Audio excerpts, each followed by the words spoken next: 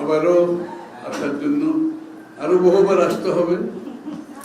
এই আশা শেষ কবে হবে আমি জানি না, চলতে হবে আমাদের সকলকে একসাথে। তো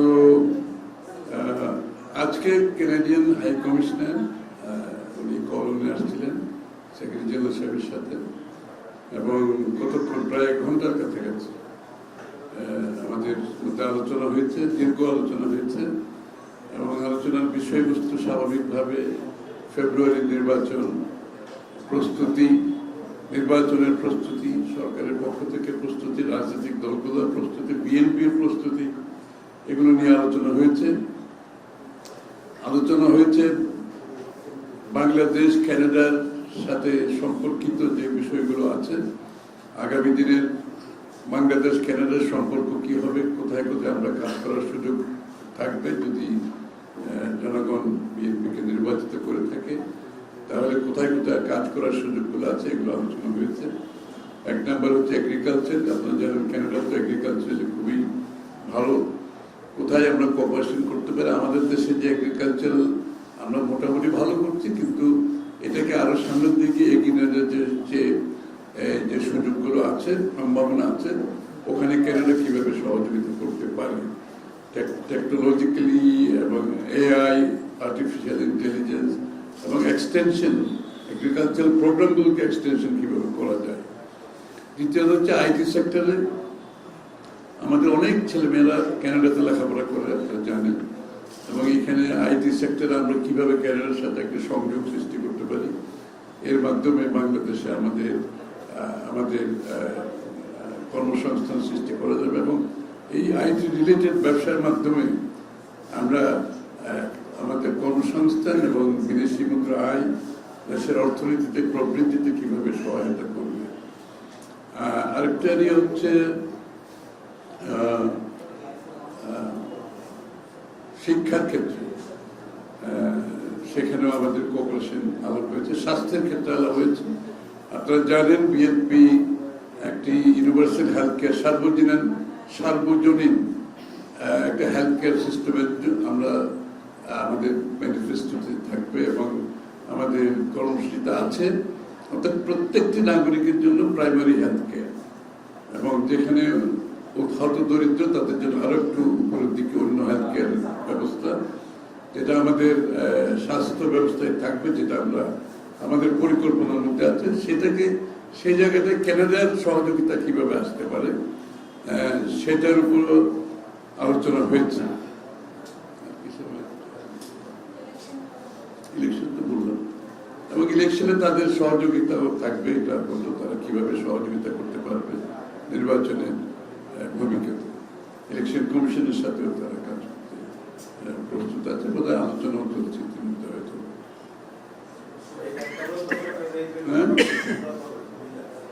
এটার সাথে এটা কি সব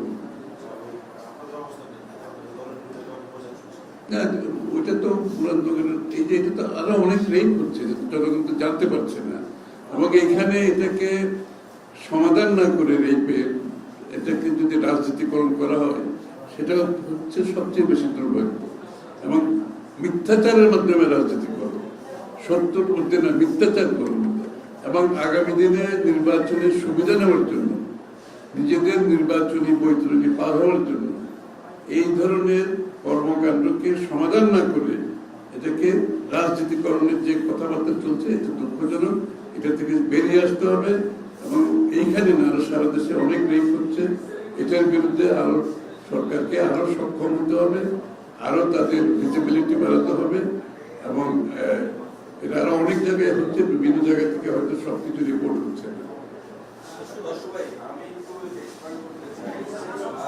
আমি আগে মহিলাটা নিতে হাত তুলছে আগে বলবো।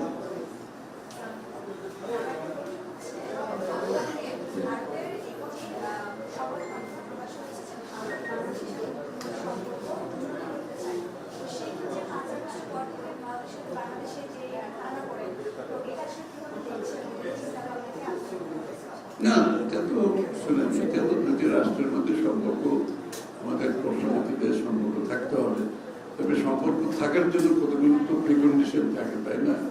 সম্পর্ক যদি রাখতে হয় তাহলে বাংলাদেশ ভারত একটা এই সম্পর্কটা হতে হবে পরস্পরের সম্মান বোধ রাখতে হবে, পরস্পর প্রতি সম্মান থাকতে হবে। এই সম্পর্কটা হতে হবে পরস্পরের স্বার্থ রক্ষা করতে হবে। এই সম্পর্কটা এমন হতে হবে যেখানে কোনো আভ্যন্তরীণ বিষয়ে হস্তক্ষেপ করার সুযোগ থাকবে না। এই বিষয়গুলো তো সামনে থাকতে হবে এবং এই বিষয়গুলো যখন নিশ্চিত করা যাবে আমি মনে করি আমাদের সম্পর্ক এগিয়ে নিয়ে যাওয়াটা আরো সহজ হবে।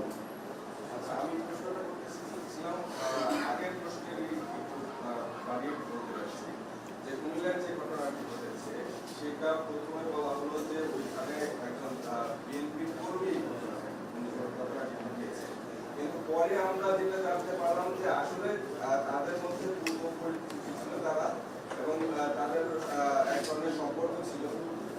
সেই তার প্রেক্ষাপটে ওই লোক যখন তার রুমে প্রবেশ করে এবং তাদেরকে আটক করে, কিন্তু দায়টা দেওয়া হলো যে বিএনপি ওই লোকটা নাকি বিএনপি করে এবং এটা ব্যাপকভাবে প্রচার। আমি তো এটাই বলছি, বুঝতে পারছি, আমি তো এটাই বলছি সমস্যা হচ্ছে সমস্যার সমাধান না করলে রাজনীতি করো তাহলে এই সমস্যা কিন্তু বাড়তে থাকবে। সমস্যার সমাধান না গিয়ে রাজনীতিকরণের পথটা বেছে নিলে এটা বাড়তে থাকবে এবং সারা দেশে অনেকগুলো ইনসিডেন্ট ঘটছে। সুতরাং একটা জিনিস পরিষ্কার হতে হবে, যারা এই বিষয়গুলোকে নিয়ে রাজনীতিকরণের মাধ্যমে আগামী দিনে তাদের নির্বাচনী বৈতরণী পার হওয়ার সুযোগ খুঁজতেছে, দুর্ভাগ্যবশত তাদের সেইটা সফল হওয়ার কোনো সুযোগ নেই।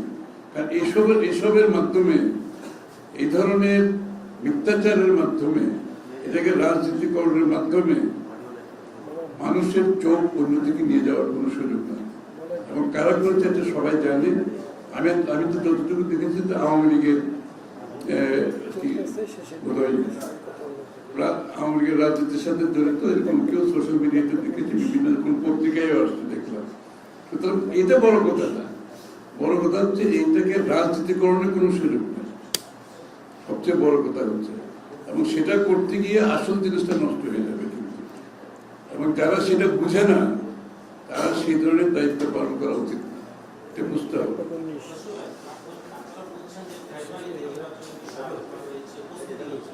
কিন্তু সরকারের পক্ষ থেকে এখনো ফেব্রুয়ারিতে নির্বাচনের বিষয়ে স্পষ্ট কোনো ধারণা দেওয়া হয়নি। আমরা দেখতে পেয়েছি প্রধান উপদেষ্টা বুঝতে পারছি, ঠিক আছে। আমি তো হবে না এরকম কোনো লক্ষণ দেখতেছি না, তো শুধু শুধু প্রশ্নবিদ্ধ করার কোনো দরকার তো না। আমি তো দেখতেছি হচ্ছে, সারা দেশ নির্বাচনে নেমে পড়ছে, নির্বাচন কমিশন প্রস্তুতি নিচ্ছে, তৈরি আছে। তো যে বিষয়টা হয় না এটাকে শুধু শুধু প্রশ্নবিদ্ধ করে তো কোনো লাভ নেই, তাই না? সবাই প্রস্তুতি নিচ্ছে ফেব্রুয়ারির জন্য এবং দ্বিমত তো থাকবেই, যে কোনো প্রেক্ষাপটে দ্বিমত থাকবে। আপনি যখনই যেটা বলবেন রাজনৈতিক দলের মধ্যে দ্বিমত থাকবে, তো এটা কোনো অসুবিধা নেই, এটা সকলের অধিকার আছে, দ্বিমত পোষণ করার অধিকার আছে। আরে কি বললাম, আমি তো হবে না এরকম কোনো লক্ষণ আমি কোথাও দেখছি না। তো শুধু শুধু যে বিষয়টা হয় নাই এটাকে প্রশ্নবিদ্ধ করে, মানে আননেসেসারি একটা প্রশ্ন, একটা রাজনীতি মানে আমাদের আগামী দিনের নির্বাচনকে এটাকে ব্যাহত করার একটা চেষ্টা করে কোনো লাভ নেই। সারা দেশের মানুষ প্রস্তুতি নিচ্ছে ফেব্রুয়ারি নির্বাচন। ধন্যবাদ।